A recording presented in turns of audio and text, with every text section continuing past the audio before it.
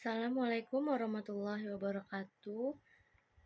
Saya Nisa Citra Lestari. Di sini saya akan menjelaskan atau menyampaikan hasil buku kerja kewirausahaan 2. Di sini ada bisnis facilitator atau developer. Nama Anissa Citra Lestari, NIM 2200302035. Buku kerja 7.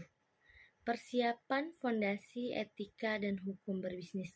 Produk atau jasa kedai pancong. Unit usaha food and beverage atau strategi bisnis UMKM. Langkah-langkah yang pertama, identifikasi isu-isu etik dan legal yang dihadapi perusahaan baru. 1.1 Budaya etik yang kuat dibangun pada perusahaan. Membangun budaya etik dapat mencukupi mengembangkan code of conduct atau kode etik. Budaya etik yang kuat dapat mencakupi akses modal yang lebih baik, meningkatkan komitmen karyawan, dan meningkatkan loyalitas pelanggan. 1.2 Notaris untuk perusahaan.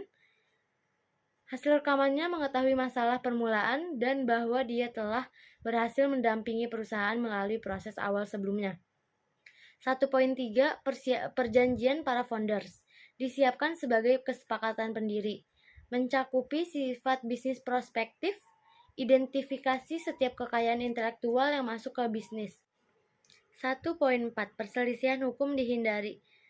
Perselisihan hukum dapat dihindari dengan tetapkan standar dan kesepakatan hukum. Langkah yang kedua, memilih bentuk organisasi. Kriteria untuk kerjanya 2.1 Bentuk organisasi bisnis diidentifikasi, yaitu dapat mencakupi partnership, karena di sini saya tidak sendiri dan saya kerjasama oleh teman saya. 2.2 Isu-isu dipertimbangkan dalam memilih bentuk hukum kepemilikan bisnis. Dapat mencakupi biaya pendirian dan pemeliharaan formulir hukum dan transferabilitas bisnis di masa depan. Langkah yang ketiga, mendapatkan lisensi dan izin usaha. 3.1 Persyaratan izin usaha dipenuhi, yaitu dapat mencakupi syarat mengajukan SIP online untuk perusahaan perseorangan. 3.2 Izin pajak penjualan diajukan. Yang pertama, pajak sebelum pajak pertambahan nilai atau PPN yang dipungut atas transaksi penjualannya. 3.3 Izin dan izin kerja profesional dan pekerjaan. Dapat mencakupi Peraturan Pemerintah Nomor 5 Tahun 2021 tentang penyelenggaraan perizinan berusaha berbasis resiko, Peraturan Pemerintah Nomor 17 Tahun 2013, Pasal 12 Undang-Undang Nomor 11 Tahun 2020, Pasal 15 Undang-Undang Nomor 25 Tahun 2009. Ada juga Pasal 5 Ayat 2 Undang-Undang Dasar Negara Republik Indonesia tahun 1945 dan Undang-Undang Nomor 11 Tahun 2020. Selanjutnya Undang-Undang Nomor 25 Tahun 2007.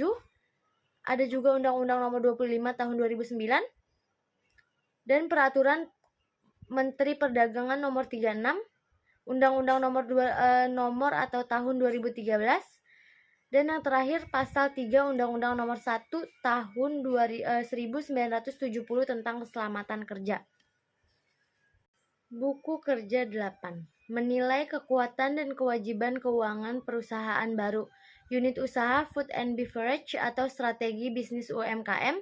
Produk atau jasanya kedai pancong, tanggalnya 16 November 2022.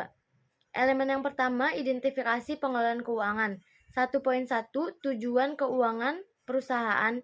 Profitabilitas statusnya baik, likuiditas juga statusnya baik, efisiensi statusnya sedang, stabilitas statusnya sedang. 1.2 Proses pengelolaan keuangan diidentifikasi. Yang pertama ada preparasi laporan, statusnya baik. Preparasi perakiraan keuangan statusnya juga baik. Preparasi proforma laporan keuangan statusnya baik.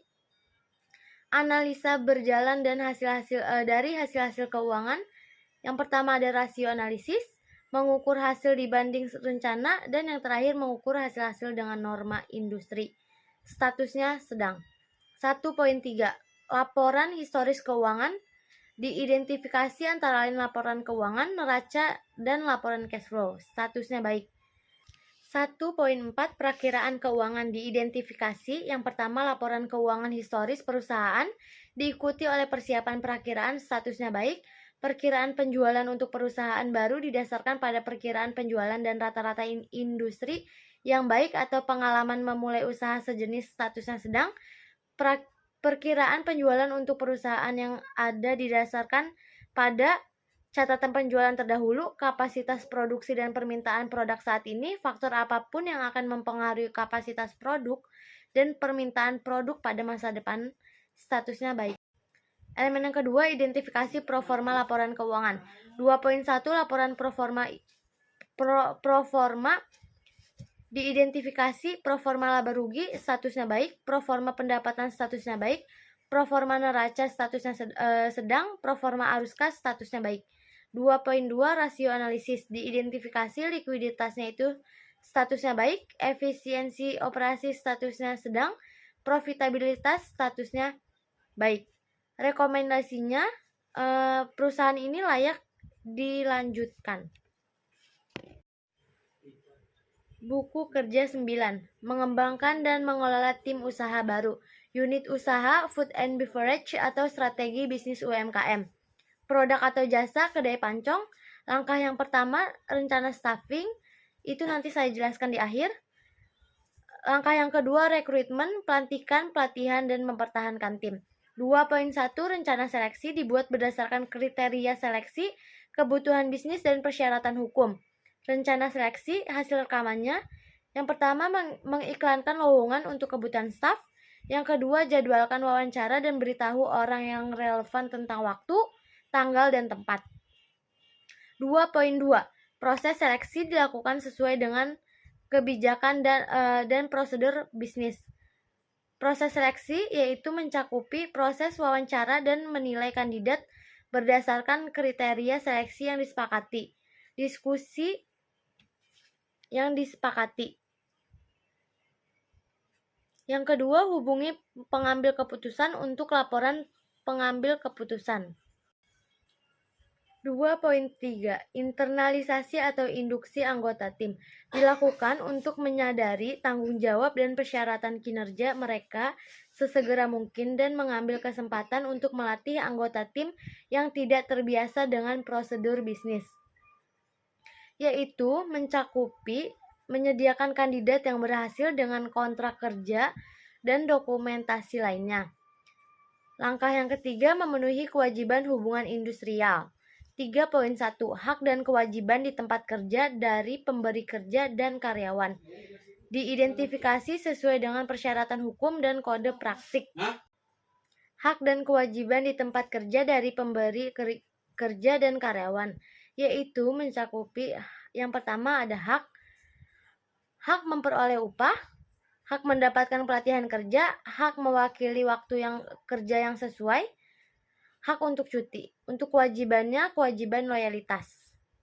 3.2 Prinsip hubungan industrial dikembangkan secara positif dan konstruktif. Prinsip hubungan industrial mencakup yang pertama, kemitraan yang saling menguntungkan. Pekerja atau buruh dan pengusaha sebagai mitra yang saling tergantung dan membutuhkan. Yang kedua ada kekeluargaan, dan yang ketiga penciptaan ketenangan berusaha dan ketentraman bekerja. Langkah yang keempat, mengelola staf. 4.1 Alasan pengembangan staf diidentifikasi, yaitu efisiensi dan konsistensi. 4.2 Strategi dan program pengembangan staf dikembangkan, yaitu membutuhkan memberikan kesempatan pada setiap karyawan untuk menyalurkan ide dan gagasan pribadi mereka.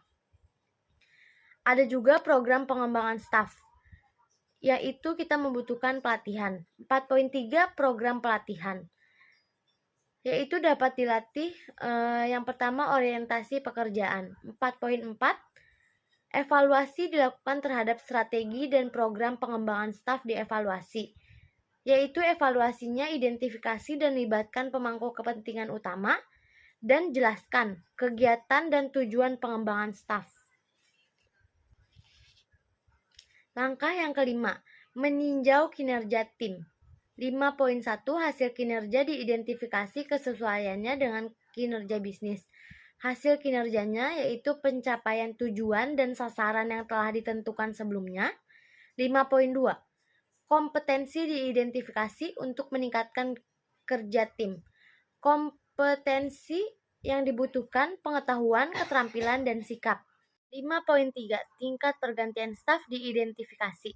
Tingkat pergantian staf rendah, kurang dari 15%.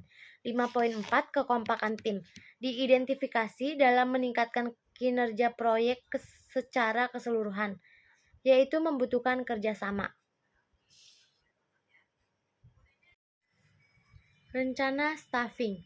Organisasi atau proyek kedai pancong, alamat atau lokasi di Jalan Raya Cagar Alam, Blok Swadaya. Kategori okupasi yang pertama ada kasir, tanggung jawabnya atas transaksi penjualan, menyetorkan uang hasil transaksi penjualan dan serah terima shift. Yang ketiga, memberikan laporan pada atasan. Tugasnya melakukan penjualan produk serta penerimaan pembayaran, melakukan pencatatan setiap transaksi, membantu konsumen untuk memberikan informasi terkait suatu produk, melayani transaksi sekaligus packing produk, melakukan pengecekan barang sebelum diserahkan kepada pelanggan. Persyaratannya yang pertama pendidikan. Sebagian besar menerima lulusan sekolah menengah. Keterampilannya, seorang kasir harus memiliki keterampilan multitasking, matematika, dan komputasi yang sangat baik. Pengetahuan, kasir harus tahu cara mengoperasikan mesin untuk sistem pembayaran, kartu kredit, dan perhitungan. Kemampuan fisik, seseorang kasir harus dapat mengatur waktu karena beberapa kerjaan itu secara bergiliran, bersikap ramah terhadap pelanggan, dan memiliki skill komunikasi verbal yang baik. Kejujuran, karena tugas dan tanggung jawab kasir itu sangat penting, yaitu kejujuran harus paling utama. Pelatihan kerjanya yang pertama pengenalan bisnis usaha dan lingkungan kerja, yang kedua pengetahuan dan penanganan barang, yang ketiga prosedur operasional, yang keempat pelayanan konsumen, yang kelima pengoperasian aplikasi sistem, dan yang keenam pengelolaan keuangan dan administrasi toko seperti pengelolaan setoran, tukeran, kas kecil, jurnal harian, prosedur SO, dan tutup buku. Untuk jumlah ketenaga kerjaannya cukup membutuhkan 2. Perkiraan mulai bekerja itu paling lambat seminggu setelah interview. Full time equivalentnya 8 jam. Perkiraan durasi kontraknya karyawan tetap. Okupasi yang kedua, waiter. Bertanggung jawab kebersihan area dine-in, menjaga serta meningkatkan rasa kepuasan pengunjung dengan memberikan pelayanan yang berkualitas dan berkoordinasi dengan pemimpin. Tugasnya menata ruangan dan meja, memastikan ruangan dan meja bersih, menyambut pelanggan di area yang ditentukan, menawarkan tamu untuk duduk, memberikan buku menu ke pelanggan, dan memberikan rekomendasi menu favorit, mengulangi kembali pesanan pelanggan, menyajikan makanan dan minuman yang telah dipesan tamu, sigap membersihkan meja yang sudah ditinggalkan pelanggan. Persyaratannya yang pertama kemampuan berkomunikasi yang baik, yang kedua detail, yang ketiga memiliki manajemen emosi yang baik, yang keempat mudah beradaptasi, yang kelima memahami product knowledge, yang keenam minimal lulusan hospitality, yang ketujuh dapat bekerja dalam tim maupun individu.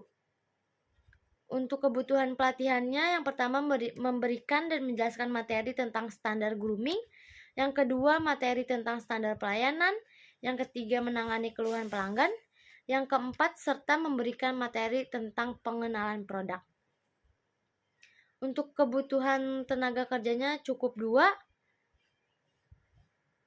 Tanggal mulai bekerjanya paling lambat seminggu setelah interview.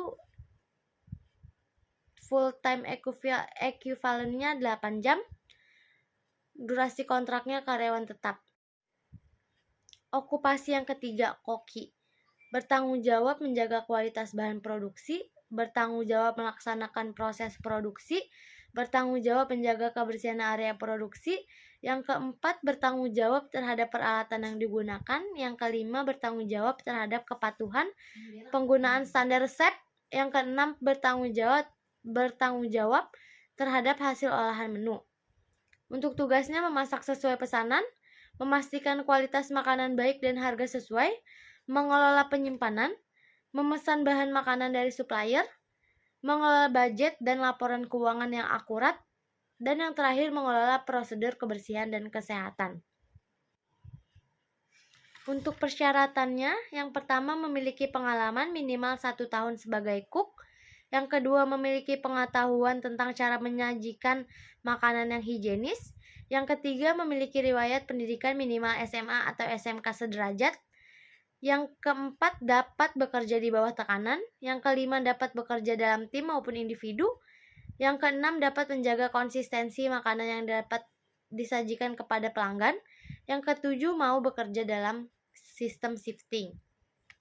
Untuk kebutuhan pelatihannya, yang pertama pengenalan dasar peralatan memasak, yang kedua membersihkan peralatan masak, yang ketiga penyimpanan bahan makanan, yang keempat pelatihan bagaimana cara mengolah adonannya.